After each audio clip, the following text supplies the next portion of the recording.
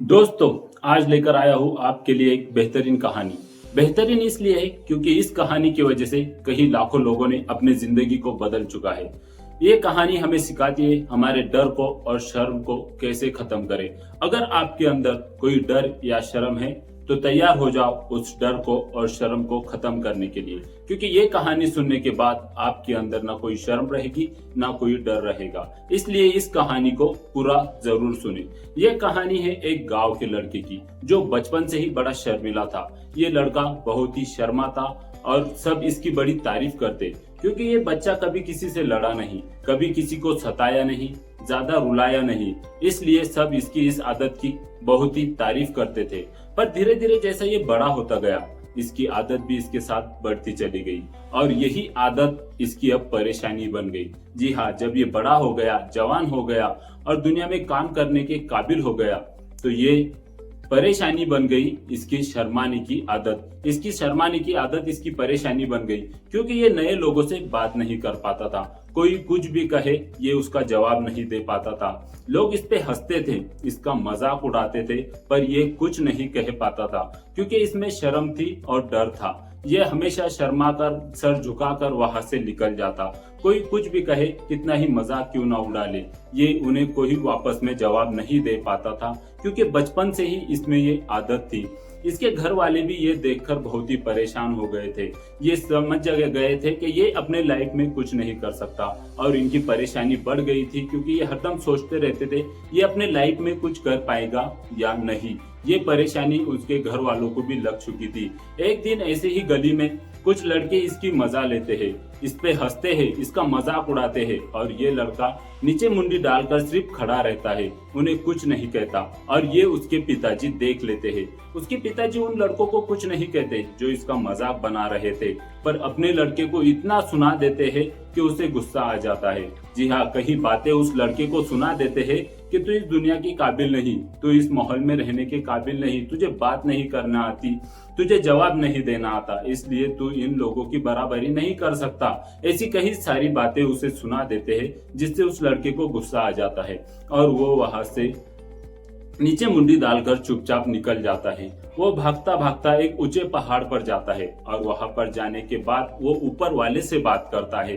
वो लोगों से तो बात नहीं कर पाता, पर वो ऊपर वाले से बात करता है कि तूने मुझे इस दुनिया में क्यों भेजा। मैं इस दुनिया के काबिल नहीं हूँ, जैसे लोग हैं यहाँ पर मैं वैसा नहीं हूँ। मैं डरता हूँ, मैं शर्माता हूँ, मुझे लोगों को जवाब देना नहीं आता। कहीं लोग मुझ पे हंसते हैं, मेरा मजाक उड़ाते हैं और मैं कुछ नहीं बोल पाता, ना कुछ कर पाता हूँ। मैं इस दुनिया के काबिल नहीं हूँ, इसलिए मैं अब तेरे पास आ रहा हूँ। ये वो कहकर नीचे उड़ी लगाने की तैयारी करता है। पीछे से एक आवाज आती है, जो अनमोल जीवन तुम गंवाने जा रहे हो, इस जीवन के लिए कई सारे लोग अब तरस रहे हैं। और वो पीछे मुड़कर देखता है तो पीछे एक संत गुरुजी खड़े होते हैं, जो उसके तरफ बढ़ते हैं। ये अपने कदम पीछे ले लेता है। वो गुरुजी उसे कहते हैं, तुम ये इतना बड़ा कदम क्यों उठा रहे हो, क्या हुआ, मुझे अपनी परेशानी बताओ, तुम किस बात से परेशान हो। वो लड़का कहता है, मुझे कोई परेशानी नहीं है गुरुजी, आप जा सकते हैं, मैं तो बस यूं ही यहाँ पर खड़ा था। गुरुजी ने कहा, मुझे पता है तुम यहाँ पर क्यों आए थे और क्यों खड़े हो। तुम मुझे अपनी परेशानी बताओगे तो मैं तुम्हें उसका हल बताऊंगा। पर हर परेशानी का हल है, पर उसे तुम्हें बताना पड़ेगा। वो लड़का गुरुजी से फिर से कहता है, गुरुजी मुझे कोई परेशानी नहीं है, आप जा सकते हैं, मैं भी अपने घर पर वापस चला जाऊंगा। ये कहकर गुरुजी कहते हैं, ठीक है, अगर तुम्हें अपनी परेशानी नहीं बतानी तो फिर तुम्हें इसका हल कभी नहीं मिलेगा। पर एक बात याद रखना, तुम जहाँ जाने की तैयारी कर रहे हो वहां तो तुम जा सकते हो, पर वहां से वापस आना तुम्हारे हाथ में नहीं है। और यही कहकर वो गुरुजी वहां से निकलने लगते हैं। तभी लड़का आवाज लगाता है, गुरुजी रुक जाइए, मेरी एक बहुत ही बड़ी परेशानी है, क्या उसका हल मिल सकता है। गुरुजी उस लड़के से कहते हैं, इस दुनिया में हर परेशानी का हल है, पर उस परेशानी को बताना पड़ेगा। अगर तुम बताओगे तो उसका हल जरूर मिलेगा। वो लड़का कहता है, गुरुजी जैसी इस दुनिया है मैं वैसा नहीं हूँ, जैसे लोग इस दुनिया में है मैं वैसा नहीं हूँ। मैं बहुत शर्माता हूँ, कई सारे लोग मेरा मजाक उड़ाते हैं, मुझ पे हंसते हैं, मैं उन्हें कुछ नहीं कह पाता। मैं कहीं पर काम पे टिक नहीं पाता, मैं कहीं पर काम के लिए जाता हूँ, लोग मेरा मजाक उड़ाते हैं। मैं कुछ दिन वहां पर काम करता हूँ और वो काम छोड़ देता हूँ, और इसी परेशानी की वजह से मेरे घर वाले भी बहुत ही परेशान हैं। ये ऐसा कहता है। गुरुजी कहते हैं इसका भी हल है, आओ मैं तुम्हें बताता हूँ। गुरुजी उससे पूछते हैं तुम सबसे ज्यादा किस बात से डरते हो, किस चीज से डरते हो? वो कहता है मैं अपने पिताजी से बहुत डरता हूँ। जब वो मेरे सामने आ जाते या मैं उनके सामने चला जाता हूँ तो मैं डरने लगता हूँ। मैं उनसे सही से बात नहीं कर पाता, और कुछ बात करता भी हूँ तो गलत हो जाती है। मुझे सबसे ज्यादा डर अपने पिताजी से लगता है। गुरुजी कहते हैं तो ठीक है, मेरा एक काम करना। वो लड़का कहता है जी गुरुजी बताइए। गुरुजी कहते हैं अपने पिताजी के पास जाओ, उन्हें कहना कि मुझे कुछ काम करना है और उस काम के लिए मुझे कुछ पैसों की जरूरत है, तुम मुझे पैसे दो। लड़का साफ ना कह देता है। गुरुजी से कहता है मुझे और कोई भी काम दे दो, पर यह काम मुझसे नहीं हो सकता। गुरुजी कहते हैं अगर तुम्हें अपनी परेशानी का हल चाहिए तो फिर तुम्हें यह काम करना होगा। लड़का सोचता है और कहता है ठीक है, मैं अपने पिताजी से बात कर देखूंगा। और वो वहां से घर की तरफ दौड़ा दौड़ा निकल जाता है। जब वो घर पे आता है अपने पिताजी को आवाज लगाता है। पिताजी उसकी तरफ बढ़ते हैं। वो पूछते हैं क्या हुआ? लड़का कहता है पिताजी मुझे कुछ काम करना है, उसके लिए मुझे कुछ पैसों की जरूरत है और आप मुझे वो पैसे दे दीजिए। पिताजी जो पैसे होते हैं अपने पास उस लड़के को दे देते हैं, और वो ये देखकर बड़ा खुश हो जाता है और उन पैसों को लेकर गुरुजी के पास जाता है। गुरुजी से कहता है मुझे पिताजी ने बिना कुछ पूछे पैसे दे दिए, और ये पैसे लेकर मैं बहुत ही खुश हुआ हूँ। और ऐसा कहकर अब आप अपने मेरी परेशानी का हल बताइए। गुरुजी कहते हैं बिल्कुल, हल मैं जरूर बताऊंगा, पर तुमने देखा तुमने अपने पिताजी से बात की तो पिताजी ने तुम्हारी बात का मान रखा और तुम्हारा काम कर दिया। अब तुम्हें मेरा एक काम करना है। तो लड़का कहता है क्या काम है? जाओ और ये पैसे अपने पिताजी को वापस देकर आओ। गुरुजी उस लड़के से कहते हैं जाओ और ये जो पैसे तुमने लाए हैं अपने पिताजी को वापस देकर आओ। वो लड़का नहीं कहता है, कहता है अगर मैंने अभी ये पैसे देकर आया तो मेरे पिताजी की नजरों में मेरी क्या इज्जत रह जाएगी, वो क्या सोचेंगे? अभी तो कुछ काम के लिए पैसे लेकर गया था और काम नहीं हुआ, नहीं जमा तो वापस लेकर आ गया, ये वो सोचने लगेंगे। मैं परेशान हो जाऊंगा और वो भी परेशान हो जाएंगे। आप कोई और काम बताइए, ये काम मुझसे नहीं हो सकता। गुरुजी उस लड़के से कहते हैं तुम्हें यही काम करना है। अगर तुम्हें अपने परेशानी का हल चाहिए तो जाओ और ये पैसे वापस कर आओ। वो लड़का फिर से वो पैसे लेता है और अपने पिताजी के पास जाता है। पिताजी को कहता है पिताजी मैं अभी वो काम नहीं करना चाहता जो मुझे करना था, ये पैसे आप अपने पास रखिए, मैं कुछ दिनों बाद वो काम को शुरुआत करूंगा और तब मुझे इन पैसों की जरूरत पड़ेगी, मैं आपसे मांग लूंगा। पिताजी उसकी ओर बढ़ते हैं, उस अपने बेटे को गले लगाते हैं और कहते हैं बेटा तुमने ये बहुत सोच समझकर फैसला लिया है, शायद क्योंकि तुम्हें लगा है कि तुम उस काम को पूरा नहीं कर सकते, इसलिए तुमने इन पैसों को वापस किया। और ये सुनकर देखकर मुझे बड़ी खुशी हुई है। और वो लड़का ये सब देखकर बहुत खुश हो जाता है, इतना खुश कि उसके जिंदगी का पहला खुशी का दिन होता है ये। और वो खुशी खुशी में उन गुरुजी के पास जाता है, उन्हें सब बातें बताता है, बड़ा खुश हो जाता है। गुरुजी ने कहा देखा मैंने बताया था तुम अपनी जिंदगी में कामयाब हो सकते हो, खुशियों को पा सकते हो। अब वो लड़का कहता है गुरुजी मैंने आपके दोनों काम कर दिए, आप मुझे अब मेरे परेशानी का हल बताइए। गुरुजी कहते हैं बस अब तुम्हें मेरा एक आखिरी काम करना है, इस काम के बाद मैं तुम्हें अब तुम्हारी परेशानी का हल जरूर बताऊंगा। गुरुजी से वो लड़का कहता है गुरुजी वो क्या काम है? गुरुजी उसके पास एक पुरानी मूर्ति देते हैं और कहते हैं जाओ और इसे बाजार में बेचकर 100 सिक्के लेकर आओ। लड़का उस पुरानी मूर्ति को गौर से देखता है और गुरुजी से कहता है गुरुजी आप तो मेरा मजाक उड़ा रहे हैं, बाकी लोगों के जैसा आप भी मेरी मजाक उड़ा रहे हैं, मुझ पे हंस रहे हैं। जरा इस मूर्ति को गौर से देखो, इस मूर्ति के कोई 5-10 सिक्के भी बड़े मुश्किल से देगा और आप कहते हैं कि जाकर सोने के 100 सिक्के लेकर आओ, ये नहीं हो सकता, आप मेरा मजाक मत उड़ाइए।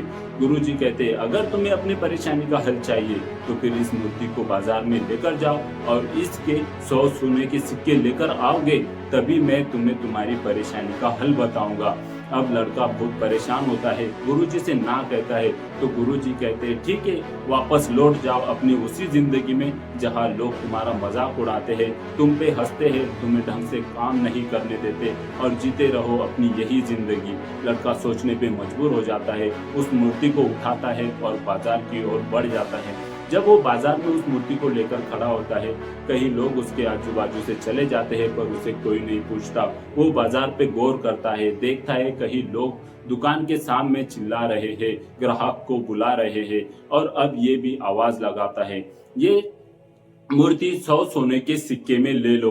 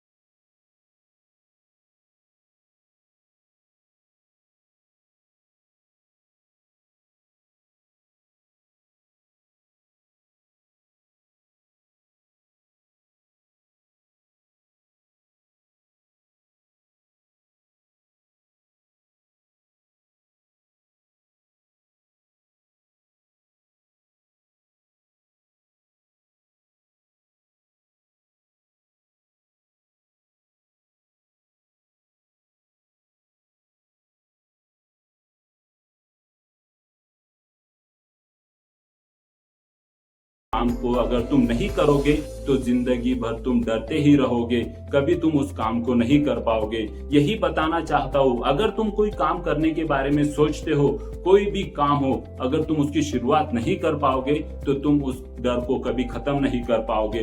डर को खत्म करने का एक ही इलाज है, उस पर काम करना शुरू कर दो। जिस चीज से तुम डरते हो तुम आगे बढ़ते जाओगे। तुम्हें चिल्लाना होगा, लोगों को अपने अंदर का टैलेंट दिखाना होगा, तभी तुम आगे बढ़ सकते हो, वरना तुम कभी खुश नहीं रह सकते। अगर तुम्हारे अंदर डर और शर्म है तो तुम्हें फिर चिल्लाना होगा, लोगों को अपने फायदे बताने होंगे और तुम्हारे अंदर जो खासियत है वो तुम्हें बाहर निकालनी होगी।